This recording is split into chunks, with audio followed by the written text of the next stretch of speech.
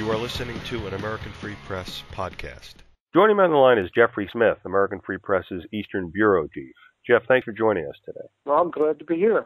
Jeff, you have an article in the newest edition of American Free Press on page 12, Hurricane Sandy's Untold Story, Looting, Violence, and Resistance. I read the article, and I was pretty shocked because I didn't see any of this stuff on the mainstream media. Have they reported anything about this? Well, they have reported it, but they've reported it in a muted way, and they've put it in with a jumble of other things. And, of course, that they can mention it then, and it's just not going to get into the public consciousness properly. And, of course, they don't want it registering with people. But what happened here with this storm reveals several things. First of all, it reveals the dangerous incompetence of this government. It reveals how close we are to a Greek state. What's happened in Greece almost happened here for a while. We did have people eating out of dumpsters. What also it does, it reveals something that the patriotic community has been saying for the last 40 or 50 years, that the infrastructure, and especially the food supply, is dangerously stretched and dangerously undermined in this country. First of all, New York City is the only waterway city that I know of this importance, that has virtually no hydraulic engineering against a storm. There's a reason why the storm can come across and do all this tremendous damage, billions of dollars worth of damage. Because for years and years and years, all kinds of urban planners and all kinds of engineers have warned New York City that there is no flood protection. And they've been basically sent away for the last 40 or 50 years. As a matter of fact, a couple of years ago, the Museum of Modern Art had a whole show dealing with hydraulic engineering, flood control engineering, and the fact it did not exist in New York City, asking why it did not. Well, why doesn't it? Because the legal responsibility and cultural responsibility of government is debt service. These states and these cities, and New York City is a great example, is eyeballs deep in debt. So the result is that the debt service to the banks is huge, and it's the first legal, and it has become cultural responsibility of government. Not public safety, not fire, not police, not sanitation, not anything. No. The first thing is you've got to pay the banks first, and it's a ton of money every year. Number two, of course they want to let you see the budget, but they don't want you to see the whole kafir, the whole range of what government is financially doing. But the result of this is when sane people come to the government and say, look, the city is wide open for a mess, they're just sent away. In Europe and many places in the world, if they have a subway and it's near a floodplain, of course they have watertight doors. Now, if anybody out there wants to simply Google flood control devices, you'll see how many websites come up where there are devices that either come up out of the ground or can be quickly assembled, or there are flood-resistant doors, flood-proof doors that simply come up. You have to realize that millions of gallons of water flowed into the Holland Tunnel. Holland Tunnel was filled with water to the point where structural engineers were afraid of what could happen. The subway tunnels were full of water. The city basically shut down. The electricity was stopped on Manhattan Island from the Battery to 40th Street for 5 days. It's amazing the psychological effects on people of that. People got spaced out, then they got angry, then they became depressed, of course, because they were deprived of their electronic toys and their electronic thinking aids. And as a result, they had to be normal people. So the bottom line is that it was amazing to see the psychological effects and cultural effects just of depriving people of their cell phones.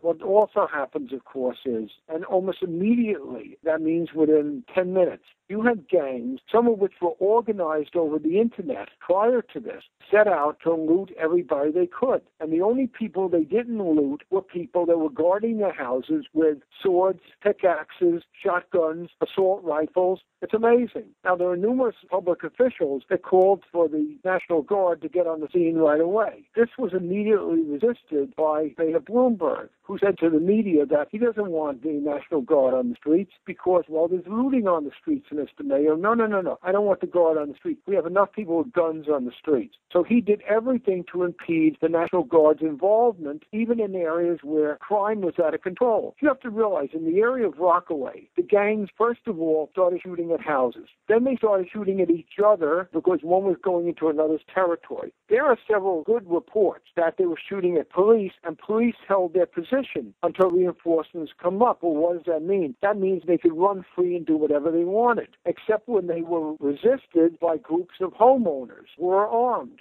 If this sounds like the Wild West, it was. Ask people in the Rockaway area. Ask people in Howard Beach. There were spray painting signs, we're going to shoot looters, because looting and crime became such a serious, dangerous problem. The police were telling people on the Lower East Side, do not use your iPhones as flashlights, because so many of them were being snatched out of people's hands by people running away into the dark. Were they able to identify the people that did these things? I would say they were people that had low visibility at night. Can you elaborate on that? Well, the thing is that people that would be harder to identify at night. Like blacks? I don't know. Who were the looters? Who do you think the looters were? I think that the looters basically were people from gangs. I think that they were primarily lower middle class or below people, lower income people. I think these were people who were preying on lower income neighborhoods primarily. And yes, I think disproportionately they were non-whites, of course. They weren't running through Brooklyn Heights. They weren't running through the Upper East Side. I mean, these are not kids from the Upper East Side. These are not kids from 50th Street and Park Avenue. They're not from Brooklyn Heights. Some of the people had to guard their houses from the second story because the first story was flooded. Houses were partially collapsed.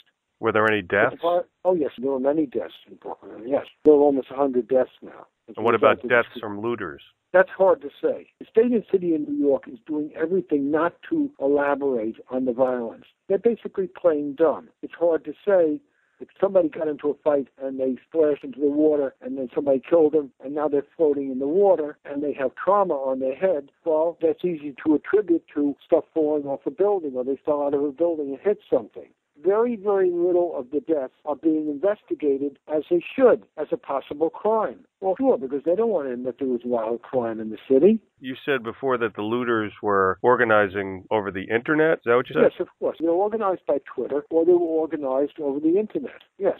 2 days before the storm was coming, that was on the media. That supposedly the police were looking into that. Well, what did authorities do in this matter? They certainly didn't stop the violent looters. The people with guns stopped the looters. The people with pickaxes and with knives and with swords stopped the looters. Those are the people that were not bothered. This is an amazing scene. It's an amazing failure of government. You've got looters that are shooting at each other for territory. Unless many people are all lying to me, they were shooting at the cops. This all happened almost immediately after the floods. So what are you seeing here? You're seeing the surface of society here being torn away, and you're seeing what's actually right below the surface in New York City. And that's true of every urban area.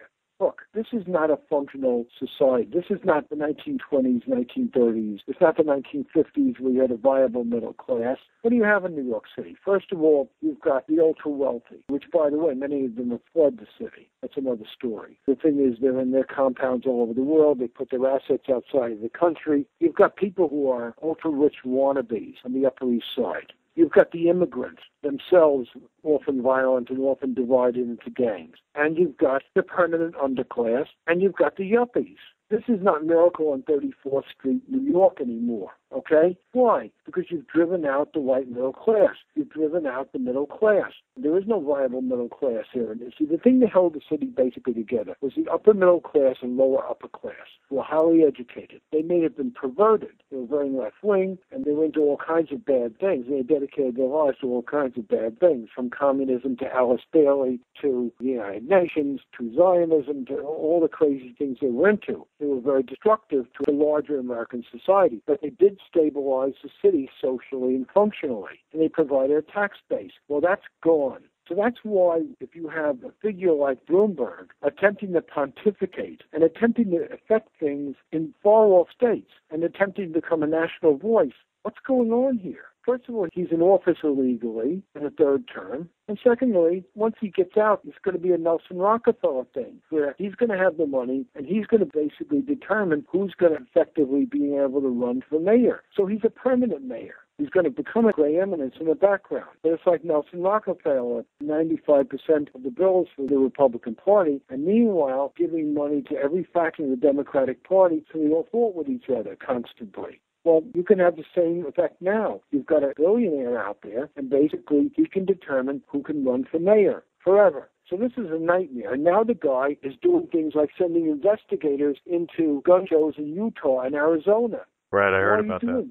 I mean, this guy is trying to spread his influence all over the country, amazingly. First of all, he's formed a police department inside the police department. All mayors do this to a certain extent, but he's done this to a very disturbing extent. You've got a new, young kind of police officer who is very TSA-ish. He's not the old friendly guy that was your friend. Police are no longer your friends. Now the new guys, they all say, oh, the TSA is getting away with this. Well, I can do this too. Well, no, you can't because you're an officer and they're not, but they don't pick up on that. I'm seeing all kinds of aggressive and improper behavior now. But that's among this new crowd that he's brought into the police department. So that's another very disturbing issue. The bottom line is that New York City has been warned for eons about the danger of major flooding. Now they want to cry they've got all problems. Why didn't they require building codes in areas that are known highly violent storm tracks across Brooklyn and across Rockaway in the very exposed areas? All of those buildings should be required to be at least foot-thick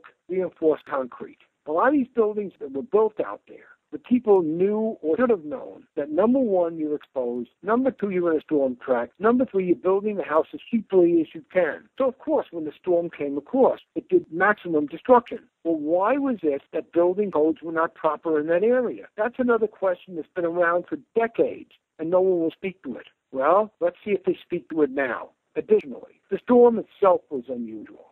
First of all, we were supposed to get all kinds of effects we didn't. For the first 24 to 48 hours of the storm was raining a little bit, then it was blowing, then both the rain and the wind totally stopped, to the point where people were calling it fake-a-cane and laughing about it. At various times, it was like turning on and off a switch. Sometimes you got violent rain, you got violent winds, and then 10 minutes later, nothing. There were periods when the whole thing went quiet. It wasn't like there's an eye of the storm passing over us. No. It was on, off in a strange pattern.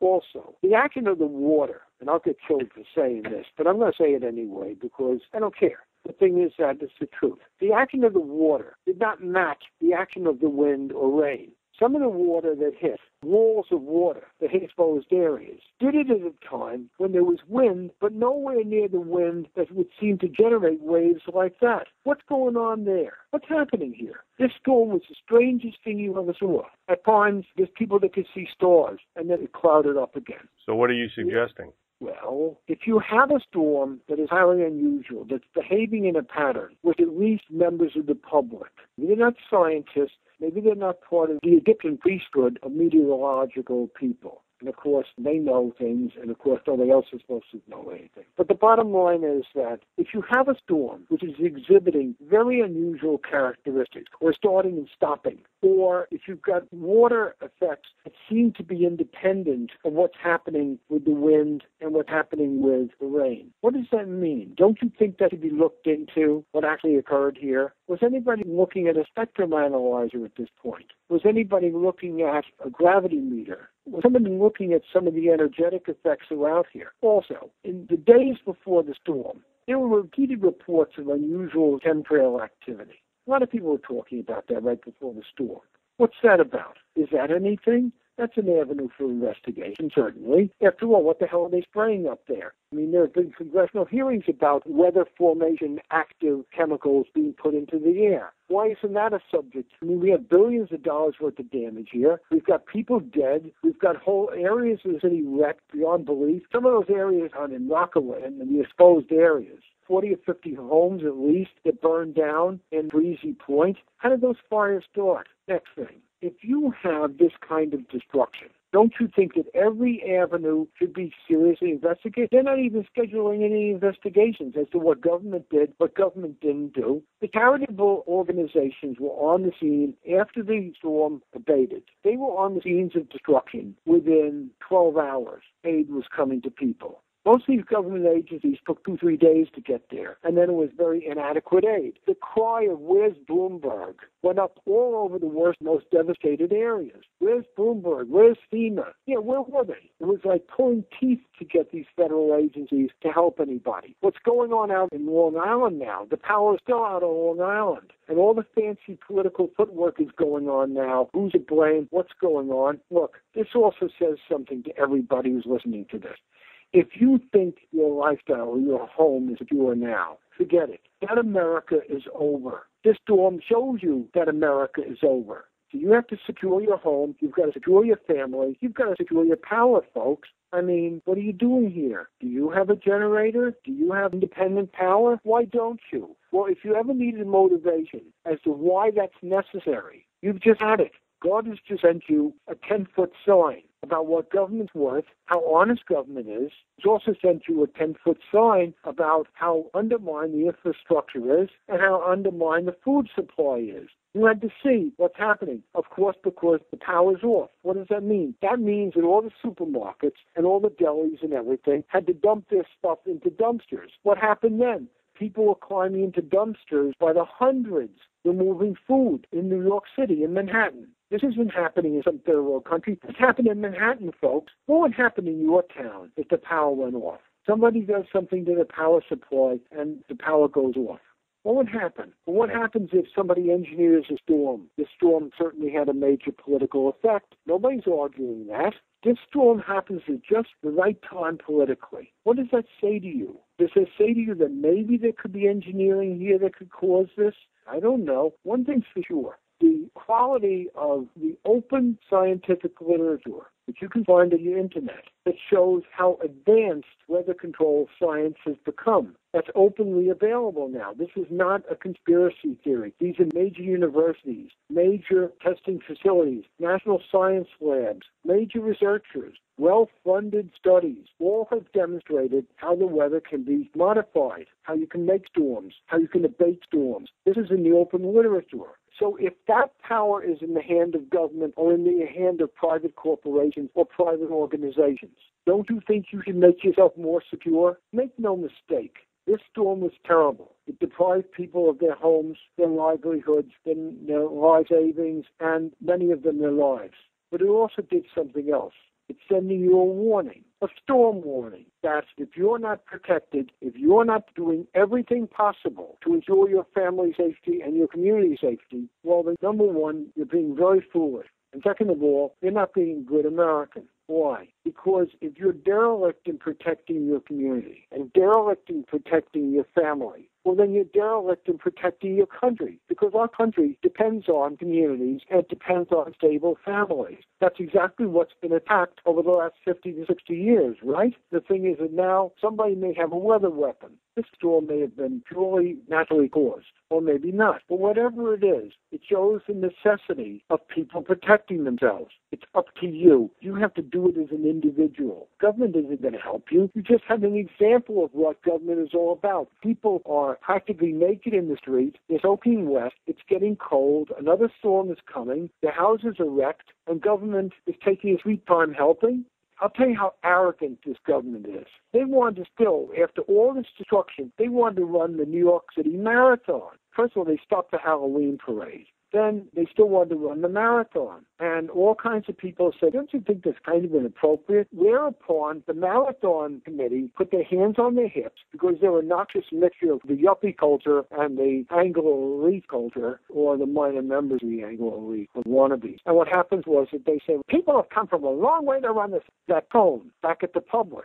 Whereupon various people in Staten Island told the committee, mostly in anonymous calls, but also rumors started circulating on Staten Island that if the runners started running from there, they would be bricked. In other words, people would take up large numbers of stolen objects, and maybe the 20 leading runners in the world would be grievously injured, which is basically the end of their career and, of course, the end of the event. Well, that went down. Then the police and media got a series of anonymous calls from people in Queens saying, if they try to run through here, we're going to pop some shots at them. Now, Bloomberg started blowing off any criticism of the race until there were serious threats of violence. Then, in about an hour or two, the whole position on the marathon went 180 degrees around the other way, and he said, oh, well, we have police problems here, and we can't let the race run. Also, the New York Post went to Central Park, and they found huge generators, the Central Park administration area. This is while people are freezing, and they're in the dark and everything. They had these huge generators that they had brought to power up the central office and central command of the marathon, the operations center. And then parts of the runners decided to go out to Staten Island in their running outfits and serve meals. And, there were people that realized how deep their hand was in the cookie jar, public relations wise, because there were very serious threats of violence. So to dismiss that and to reduce that, what do? They send small groups of them out to Staten Island and other affected areas to serve food and to help in their running outfits. See, we're not really arrogant bad guys, but why did you have the tone you did before you were threatened with serious violence? That's another little area that is being soft-pedaled, what really stopped the marathon. But the thing is that the whole atmosphere here, and this is one more nail in the coffin of the city, because if you're a businessman and you just got financing, are you going to put your money into business based in New York City, or are you going to maintain your operations here, but any expansion is going to be in some area that's least affected by the depression, because that's what we're having right now. The thing is, of course, you're going to send the money out of the city. So this is exactly what happened with 9/11, where everybody got loans, but they didn't use it for their New York businesses. They put the money outside the city and expanded outside the city. I mean, this behavior is just a death knell, and it's very sad. You know, the city always had an evil element. I mean, after all, you're in a city now that was a financier of communism. It was basically the financial, one of the two mothers of communism, because of the banks here and the banks in London. 130 million people are dead. So this was always an evil place, make no mistake.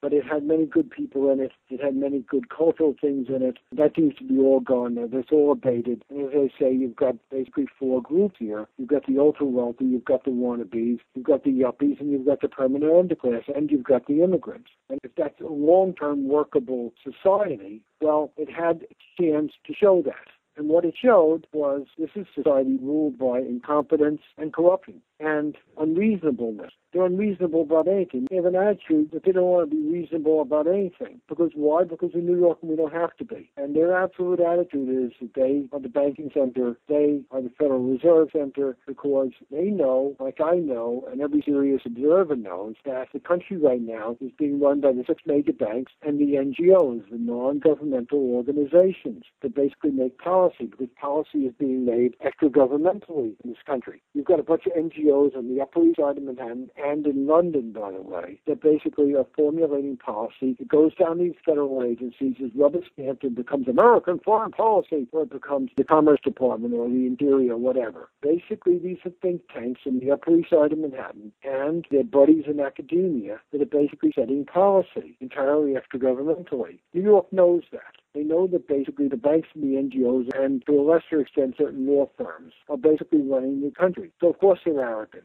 And of course their attitude is reality is what we say it is. And you've seen that in the storm. And we've had tremendous destruction. We've had all kinds of horror, and the same guys are in power. And there's virtually no effective criticism of who's running things and how things are run. Or if there's criticism, it's always buried in such a high background noise of other things that it all becomes a murmur, and it doesn't get into people's consciousness. I mean, most certainly does not trigger any effective, intelligent action. Well, besides American Free Press, is anybody else writing about it? No, not really. Not one outlet is writing about the looting? There is writing about the looting in the local press here. But again, it's submerged in a large number of other effects. So it all becomes a cacophony. Are they saying it? Yes. Is it something that's going to get into the public consciousness? No, because the public now has been so overwhelmed with the flood stories that their brains are just turning off. So now you could show everything, and it's not going to trigger any effective action in the public. They know that. They know exactly how to coach this in ways to cause a psychological turnoff where nobody takes any action, nobody asks any serious questions. But how did this storm form? Exactly, was there unusual HAARP activity? Was there unusual chemtrail activity or any activity that looks like the storm was engineered? That's number one. Number two, once there was a 5-day notice the storm is coming. You know, there's a new invention in the world. You know what it is? It's called a sandbag. And by the way, Goldman Sachs has a headquarters at 200 Water Street, right on the water. During the height of the flood, they were unaffected. Why? Because they had their own generators and upper floors. The building was engineered to do that. And secondly, they put, I don't know, some people are saying thousands of sandbags around the building. The whole downtown was horribly flooded, except Goldman Sachs. That was dry as a bone, and it was illuminated. The whole city is blacked out down there, except for Goldman Sachs. So why is that? Why is Mr. Goldfein's power? You mean Blankfein? Blank finding. Now, the thing is, Occupy Wall Street went up to his apartment building, and they were picketing him. Well, he was at a gala event, and that's another thing. There were a whole series of gala events that were held above the blackout line of 40th Street. It was a whole different world. And up there was a kind of, well, we have no flooding here, so we might as well go forward. There were all kinds of gala events that were being held in midtown hotels while people were shivering in the dark in the outlying areas of the city. Believe me, there was an absolute let-me-take attitude among many of these idiots on the Upper East Side in Midtown Manhattan. I've got my power. I've got my food. Well, guess what? The food ran short there as the days went on because the trucks weren't coming in. It just showed the worst of society, how close the worst of society really is to the surface. And there's a reason for that. The barbarians at the gate. Well, why is that? Because there is no more morality, there is no more ethics, there is no more spirituality. The tone of the city. And at one time, at least you had a very decent surface on the city. Of course, what was below the surface was a bunch of banks financing the Russian Revolution and organized crime and Arnold Rothstein starting the drug scene in America.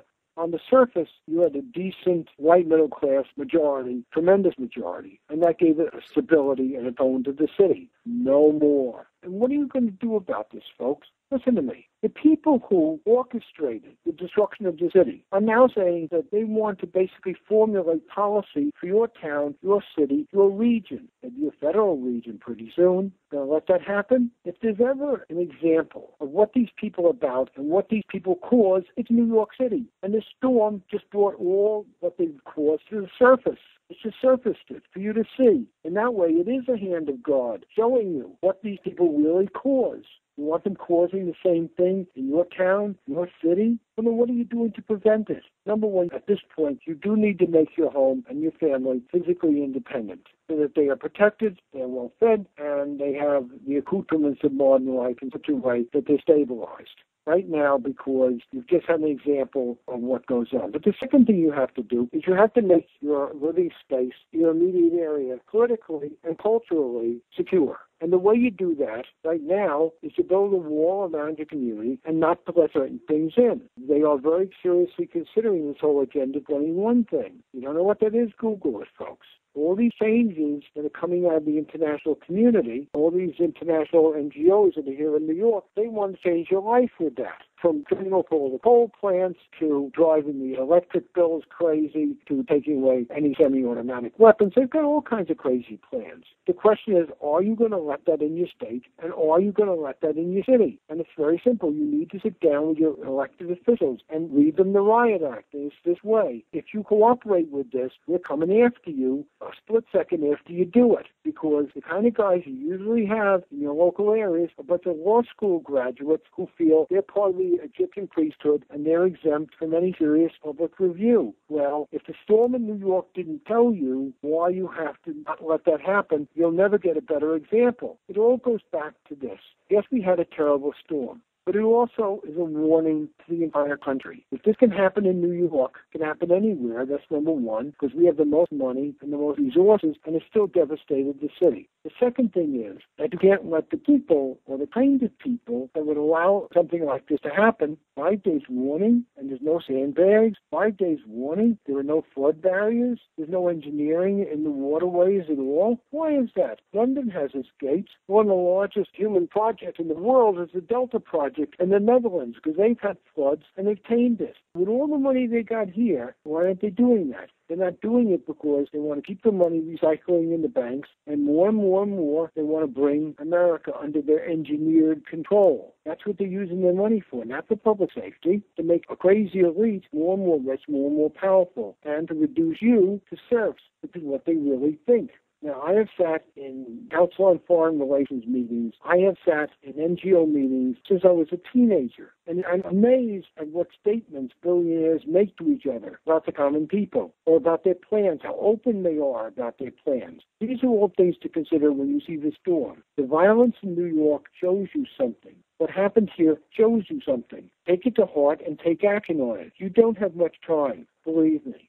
Jeff Smith, American Free Press's Eastern Bureau Chief. I want to thank you so much for the time you spent explaining all this to listeners. And looking forward to another update about good old Gotham. See how it's faring in the weeks ahead. Thanks, Jeff. Anybody wants to reach me, I'm open to talk to anybody. Thank you. How can they reach you, Jeff? Well, they can reach me basically by emailing me. It's Jeffrey, Jeffrey, J. Smith, Smith. The J in Jeffrey is capitalized. The middle J is capitalized. The S is capitalized. Smith dot New York. And the N in New York and the Y in New York is capitalized at USA.com. So it's Jeffrey J. Smith dot New York at USA.com. Okay. Thanks again. Okay.